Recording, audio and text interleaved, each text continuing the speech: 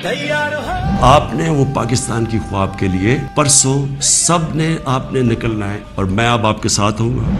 तैयार हो, तैयार हो,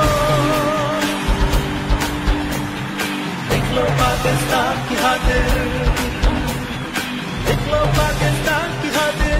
अपनी आज़ादी की हिफाजत, अपनी जमहूरियत की हिफाजत कौम करती है। हम सब ने मिलकर पूरी तहरीक चलानी है कि फौरी तौर पे पाकिस्तान में इलेक्शन करवाया जाए। इमरान खान शहरों में निकलेगा, गलियों में निकलेगा, आपने मेरे साथ निकलना है।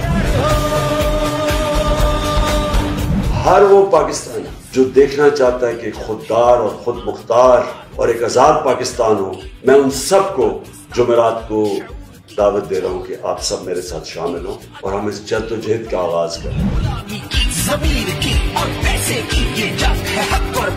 हर वक्त जद्दोजहद करेंगे जब तक इलेक्शन अनाउंस नहीं होते। आपने निकलना है चांद रात, झंडे पकड़ के निकलना है। सारी दुनिया को आपने बताना है कि पाकिस्तान एक जिंदा कौम है और इंशाअल्लाह उसके बाद जो हमारा अगला लायामुल होगा वो पूरी तैयारी होगी हमारी इस्लामाबाद मार्च। मई के आखिरी हफ्ते में हम ये कॉल देने लगे हैं और सारे पाकिस्तानियों को कॉल देने लगे हैं।